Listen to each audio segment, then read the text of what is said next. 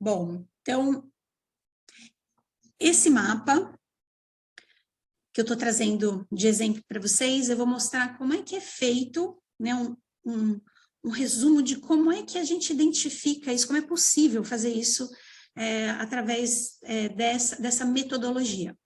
Bom, então nesse mapa aqui a posição, né, dos planetas, nesse dia, cidade, horário que essa pessoa nasceu, ele vai estar marcando esses desafios. Então, primeiro, como é que eu começo? Como é que eu trago essa leitura? Primeiro eu vou identificar a energia solar, a energia lunar e o ascendente, que são características de personalidade. Então, essa pessoa tem o Sol em Aquário, tem a Lua em Libra, tem o ascendente em Áries.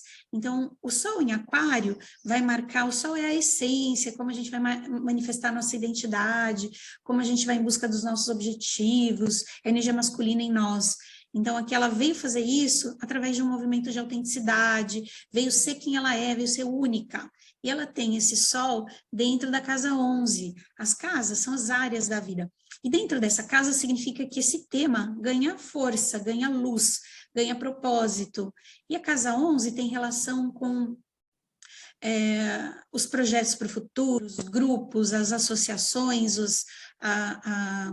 aqui as ONGs, os projetos sociais, os amigos, as amizades, as redes sociais e também as crianças dos outros, as crianças que foram criadas separadas dos pais.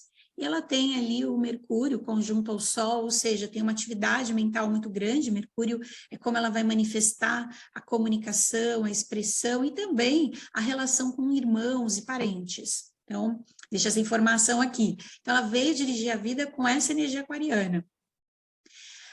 E tem que tomar muito cuidado com fixar ideias na mente e não soltá-las, que é o lado disfuncional do aquário. A Lua, ela tem em Libra, muito próxima, 5 graus de distância do Plutão. Então, aqui já vai marcar a maneira que ela vai lidar com as emoções, como ela vai interpretar o amor. Então, em Libra, vai racionalizar bastante, vai tentar entender mentalmente aquilo que está acontecendo e vai aprender que só é amada se está junto. Né? Então, Libra é o outro. Então, precisa estar com o outro para se sentir amada. E com a proximidade desse arquétipo aqui do Plutão, Plutão é o planeta dos lutos, das perdas, dos vazios.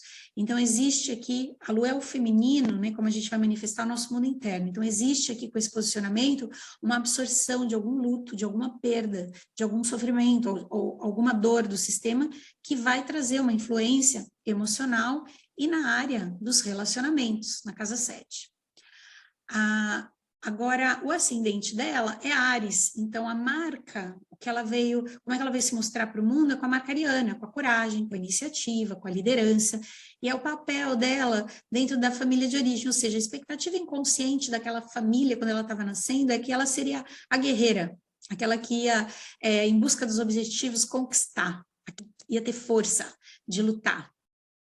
Então, aqui é um tripé de características de personalidade.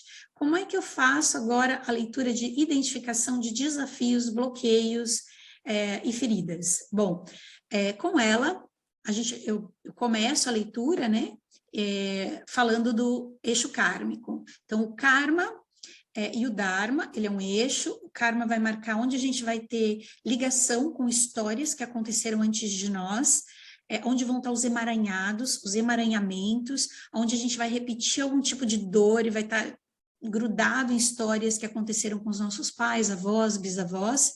E o Dharma é o nosso caminho de evolução. Então, a palavra karma significa resultado de uma ação anterior, e Dharma, resultado da ação presente. Então, ou seja, o que a gente traz de bagagem, que é um resultado, e o que a gente veio fazer diferente, nosso Dharma, nossa missão no mapa.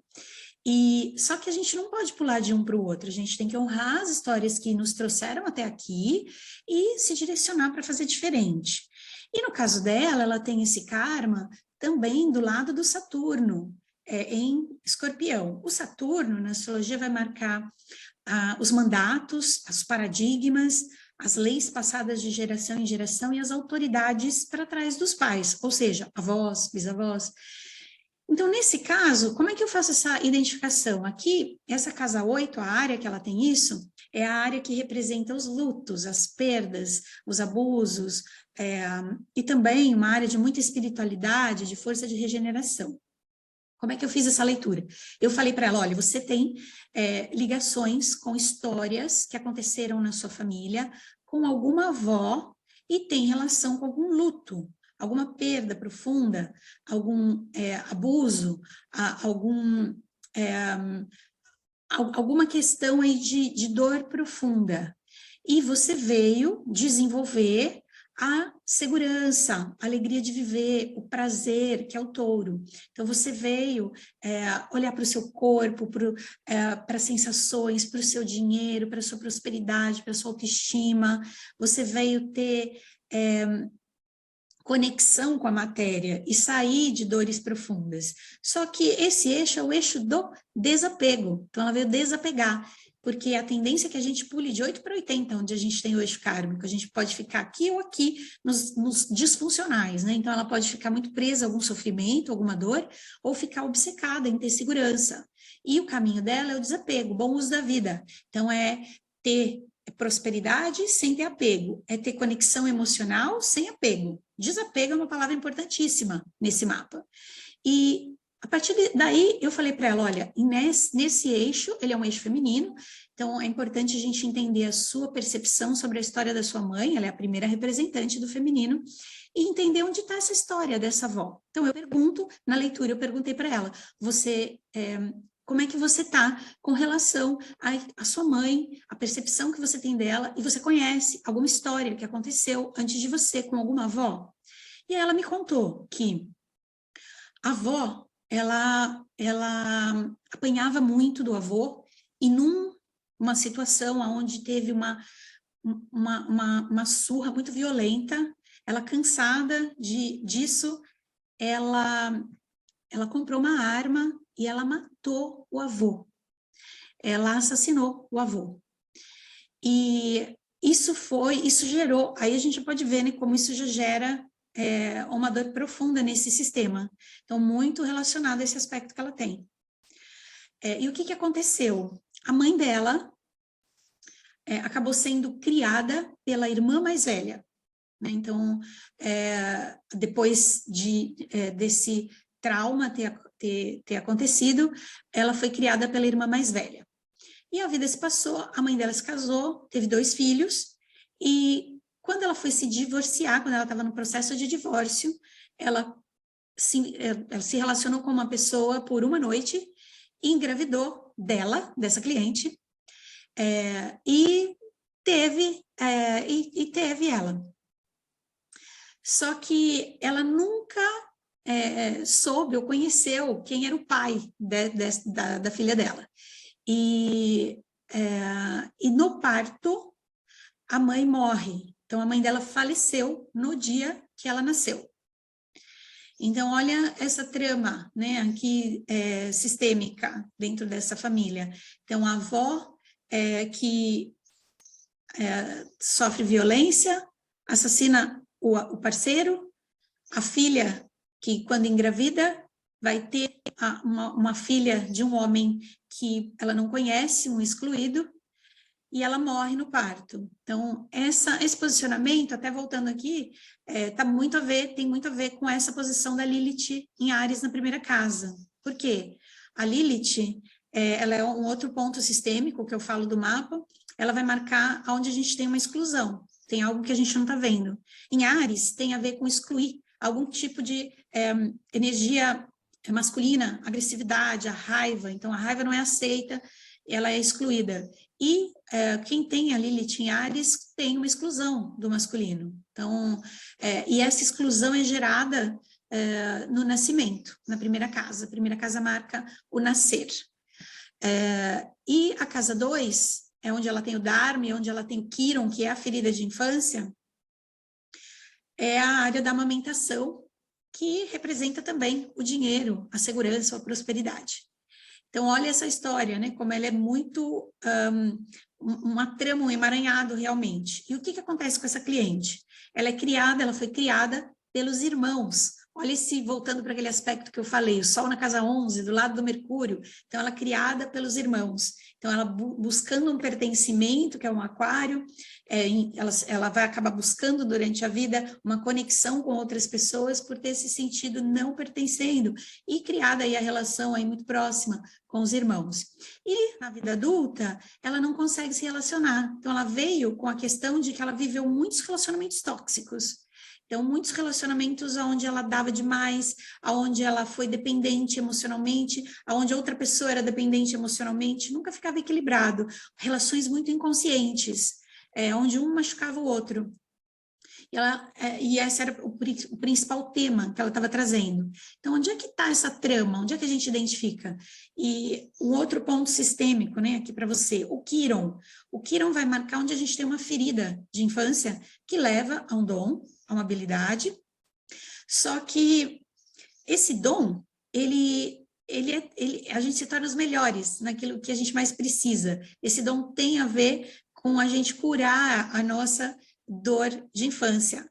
E a dela está em Gêmeos, na comunicação, e foi ativada no momento da amamentação. Então, a criança que não se sentiu ouvida, não se sentiu vista, teve alguma questão, algum segredo envolvido, e manifesta isso na área aí da prosperidade, da alimentação. Aqui ela não teve, né, o período de amamentação.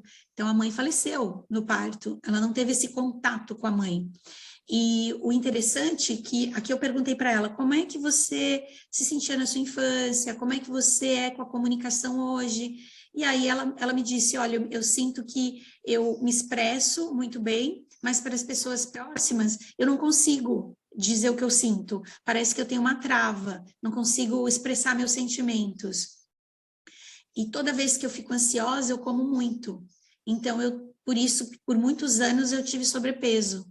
E olha aqui, a criança dela se manifestando na alimentação, na falta, né, aqui. Então, o processo dela de cura está muito voltado a olhar para essa história com essa avó, com esse avô, né? Então, de deixar com eles como foi, de olhar para essa mãe. Eu perguntei como é a sua história, como é a sua percepção sobre sua mãe, e ela me disse que ela sentia muita culpa por existir, já que ela nasceu e a mãe morreu. E muitas vezes fez com que ela tivesse um comportamento de autossabotagem, de não se sentir merecedora. Então, olha esse aspecto que eu falei aqui da Lua próxima a Plutão. Então, o luto e a Lua próximo, o luto absorvido, e o Plutão, onde ele está, a gente vai ter muitos comportamentos de autossabotagem se a gente não olha, não elabora essa perda ou esse luto, ou essa dor profunda. Então, ela veio ter maturidade para lidar com aquilo que ela não controla, com o desconhecido, com os sentimentos, com as emoções, mas traz uma crença profunda de que se envolver, ter intimidade, traz dor, traz sofrimento. E ela veio desenvolver o polo oposto, segurança interna, veio olhar para a criança dela, se ouvir, se escutar, para que ela se empodere com essa energia de assertividade, de coragem. Então, aqui a gente identificou onde está o fiozinho ali para puxar, para que ela possa, primeiro, se libertar desse padrão de dor com essa avó, com esse avô, se libertar dessa culpa com a história com a mãe, para que ela possa se relacionar, para que ela possa se transformar e estar conectada emocionalmente num relacionamento. Então, de novo, só recapitulando os pontos para você. Eu falei do Sol, que é como ela dirige a vida, que é o aquário. Então, veio dirigir a vida através do movimento da autenticidade, veio se conectar emocionalmente com as pessoas, ter muita empatia, mas pensar nos seus próprios sentimentos, veio ter a marca da coragem e da iniciativa, rompendo algum tipo de padrão de dor e sofrimento com a história da avó, incluindo o masculino, cuidando e ouvindo a criança dela, fazendo escolhas pela criança dela, alimentando essa criança de forma adulta e consciente, para que ela possa se transformar nos relacionamentos. Então, isso, e por trás de tudo isso, existe uma grande potencialidade. E toda essa identificação dessa trama está aqui no mapa. Isso que eu fiz para você é um pequeno resumo. Você também pode olhar para o seu mapa. Você também pode buscar esses pontos de Sol, Karma, Dharma, Quiron, para entender onde é que está essa trama, né? Mas, como o nosso tempo está acabando, a parte da ressignificação, como é que a gente ressignificou isso? Como é que eu fiz isso na sessão, na leitura com ela? Depois de trazer todas essas informações, a gente vai ressignificar. Só que como fazer isso vai ficar para a próxima aula.